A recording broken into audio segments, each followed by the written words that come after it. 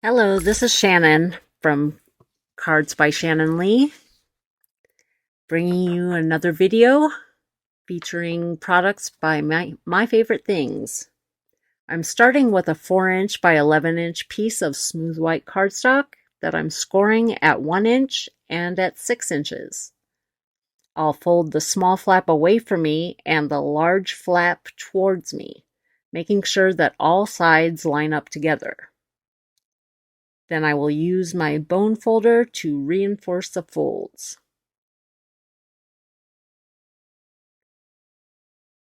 There we go. Set aside my scoreboard. Then you will also need 2 pieces of 4 1/4 by 5 1/2 inch white cardstock. Use whichever cardstock you like to use for stamping and coloring with alcohol markers. I use 100-pound Hammermill smooth white cardstock. I purchased that on Amazon. I love to use this cardstock when coloring with Copics. It's also great for ink blending and hot foiling because it's so smooth. Here I'm stamping my images on the long panel. This will be the inside of the card.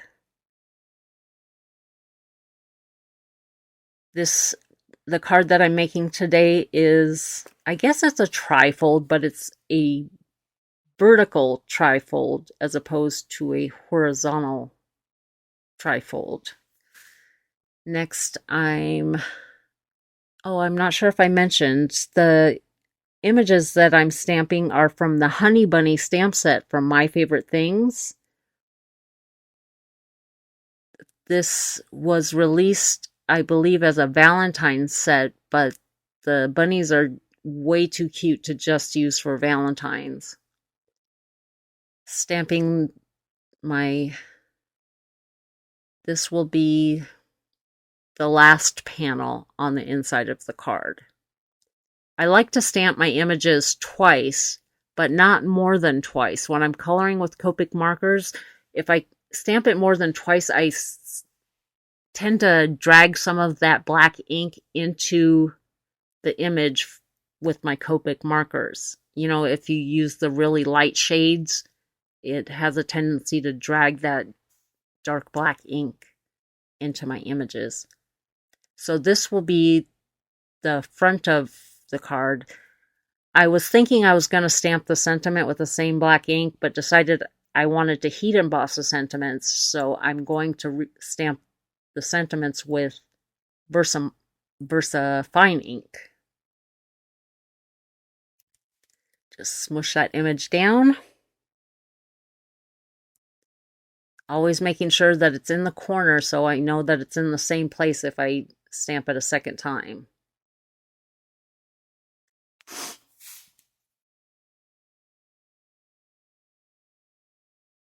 There we go. Clean up my stamp and set that back on the package. And let's see, what is the first sentiment? Oh, this is my Misty Alignment tool. The Misty Alignment tool comes in a package with 3 different sizes, an A2 size, a mini slimline size, and a large 6 1/2 by 8 1/2 inch size that you can use on 5x7 cards and slimline cards. Even though I use the alignment tool, I think my sentiment's a little bit crooked still. You won't tell though, will you? So here I'm stamping with my VersaFine ink. And this reads, Bunny Kisses and Valentine's Wishes. I made this card for my great-granddaughter. And like I said, the bunnies are just too cute. It was a Valentine's Day card for my great-granddaughter. The bunnies are too cute to just use on Valentine's Day cards alone. So I sprinkled the sentiment with the Wow VersaFine, or the Wow, excuse me, Wow Superfine clear embossing powder. Sorry about that. I had to go get a drink. I got a tickle in my throat when I was talking. So here I'm going to put my Misty alignment tool down again, and here this sentiment reads, "So much love, so little you." And pick that up with my Misty door. Take away my alignment tool, making sure that that portion of the card is in the corner of my Misty so I can stamp it twice. And here I put this down and realize there's black ink, and I think I didn't wipe it all up because I made a mistake there and I just noticed it. I can't see it on screen though. So I re-stamp the panel and then make a fingerprint on it. But at that point, I just decided to go with it. So I got my small cube of VersaFine ink to stamp the sentiment down. And I'm going to stamp it a second time. That just makes it nice and juicy, gives it something for the embossing powder to stick to.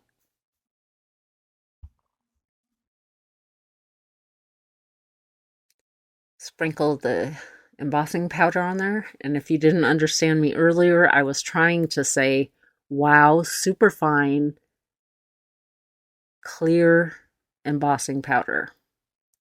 And I'm using my Wagner heat tool on setting number 2, letting it warm up just a bit before I bring it to the paper. And I'm going to heat it from the back side, and you can see the embossing powder melt. And then I'm going to bring in the first panel that I prepped and melt that embossing powder also.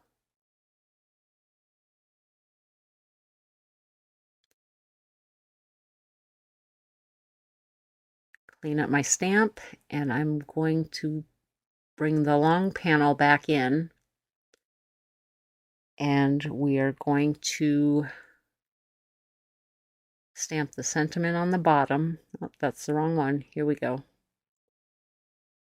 Using my alignment tool again.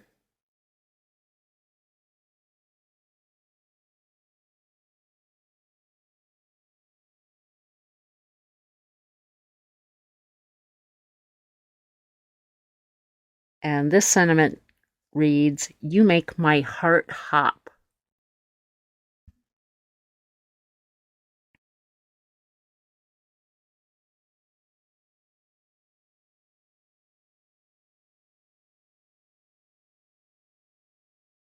Okay, now here I have masks I created on Gina K Designs Masking Magic masking paper. I stamped it with second generation stamping, then fussy cut along the outline. I've used this one once already, and what I do is I just stick them on the back of my stamp set so they're there the next time I want to use a mask for these stamps. Masking Magic will hold up through several uses. No need to stamp and cut another image multiple times. You've got to save those pennies for more craft supplies. Now we are using the Rolling Clouds stencil and Princess Pink ink both by My Favorite Things. If I haven't said it before, this will be our card front. Notice when I'm inking up my blending brush, I tap the ink off onto the stencil. That allows me to slide the ink right off onto the paper, and then there's no waste of ink like you'd have if you were tapping it off on another piece of paper or on the stencil mat. You can just swipe that ink right onto your paper.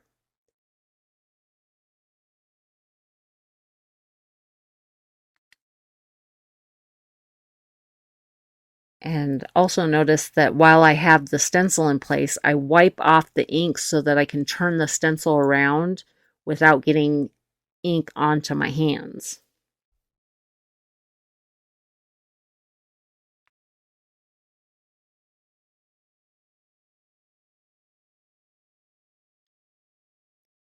What I also do is, after I create the cloud, I'll go over the entire cloud with the little remaining ink that's on my brush so they're not stark white.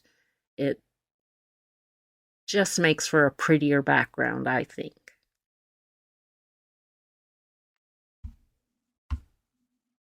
Wipe that off again and change it to a different cloud configuration and repeat the process.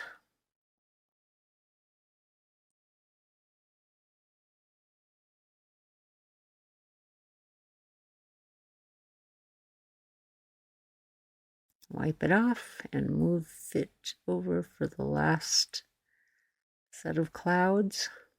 Tap off onto my stencil and then bring that ink up to the edge of the stencil.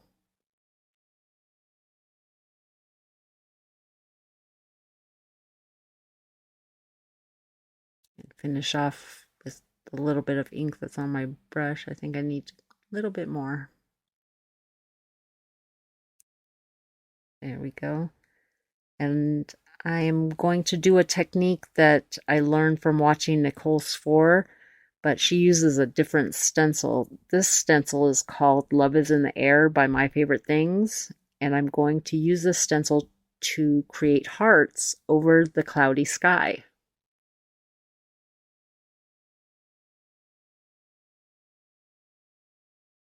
Just holding that in place with my hand or with my fingers. Trying to brush upwards because if I brush in any other direction, the stencil moves. There we go. I'm going to finish the rest of... Oh, first we're going to do the reveal, remove that mask. Always love that. Set that aside, and I'm going to stencil the rest of this off camera. Here I'm just finishing up removing these masks, sticking them on the back of my stamp set. I didn't realize until I began this voiceover that I must have lost some footage because I also stenciled in some grass at the bottom of the long panel for my bunny to stand on, using sour apple dye ink and the slimline grassy edge stencil, both by My Favorite Things. Here we're starting our Copic coloring, starting with W5. I'm going to put down the darkest shadows on my bunny. A little under the shirt.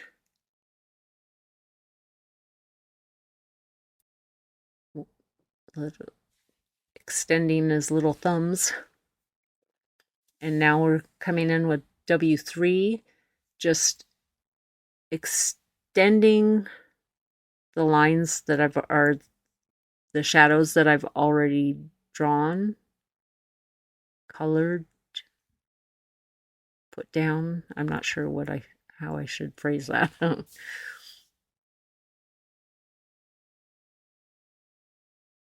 then finishing the outline around the rest of the image. I have something here. Okay, here we go.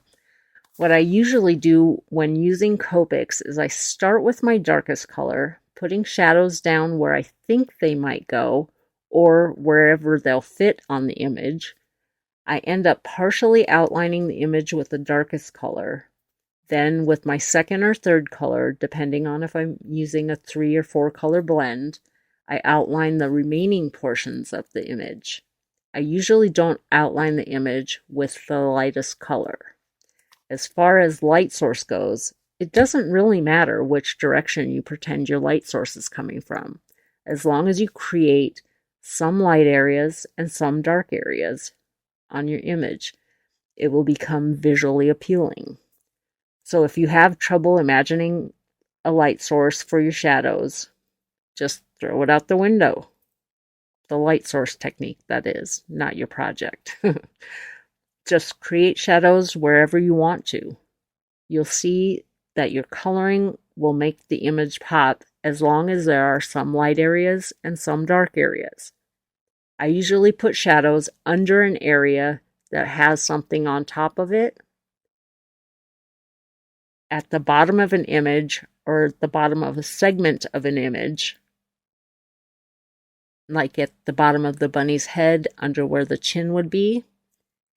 Then I will extend the lines that the illustrator has drawn, like the paw where the thumb is, or thumb in quotation marks.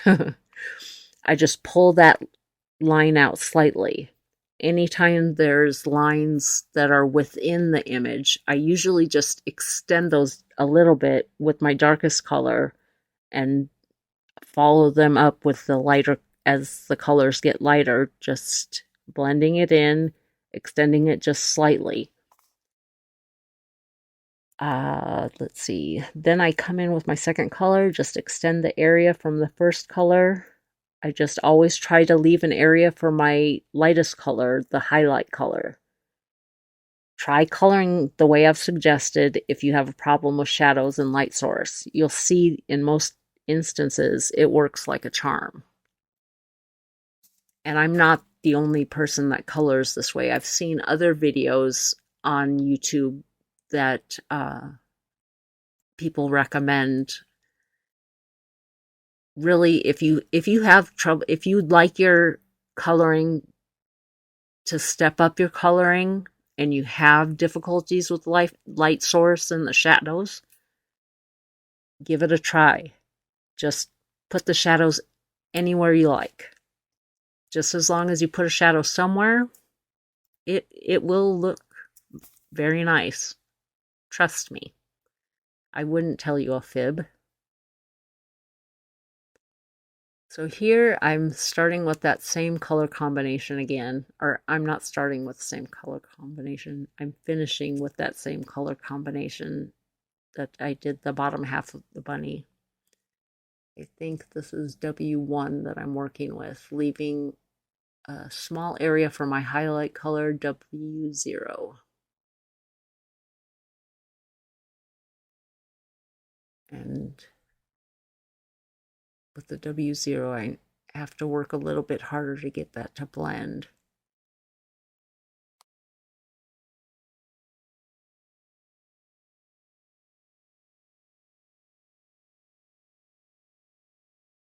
Making sure there's no harsh lines anywhere.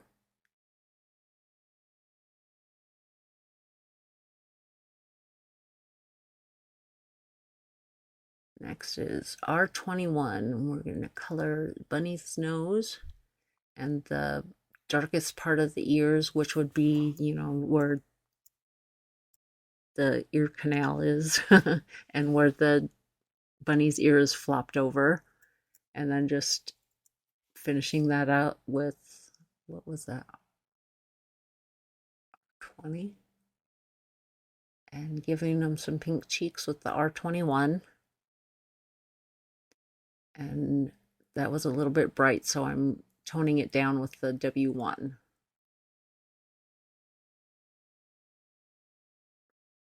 Now for his shirt, starting with R02, I'm giving the shadow under his chin and under his arms at the bottom portion of the shirt. And then I'm just creating dark spots and pulling that color out with my next color, just blending it together. Finish outlining the rest of the image with my second color.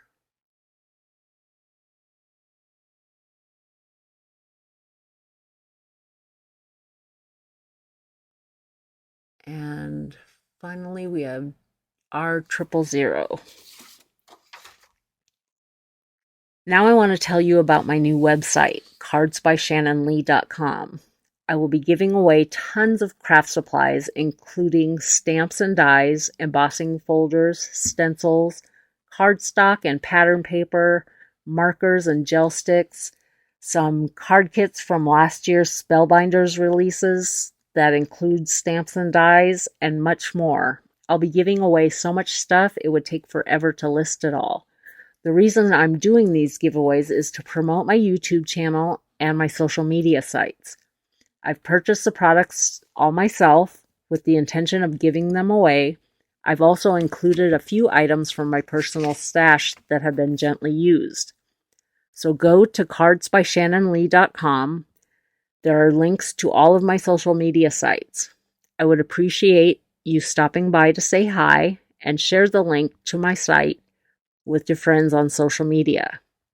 After that, you can click the free giveaways button on my website. Provide your name, email address, and phone number. Your phone number is optional. Then every month, I will randomly select a winner for the free bundle of supplies.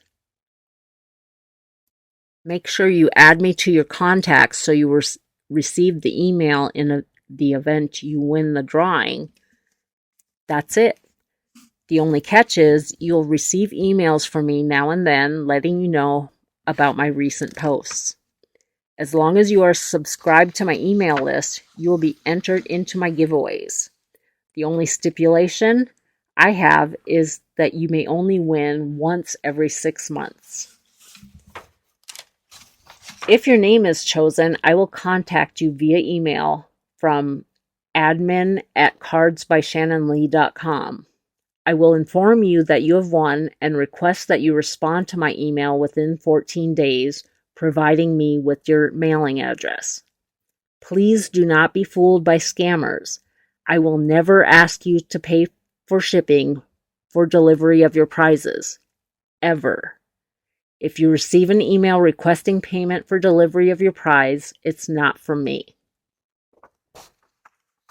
So now we are finishing up the card and using a white highlighter that I warmed up on my fingertip and just putting a couple of dots, couple of dashes here and there, giving them some white freckles on their pink cheeks.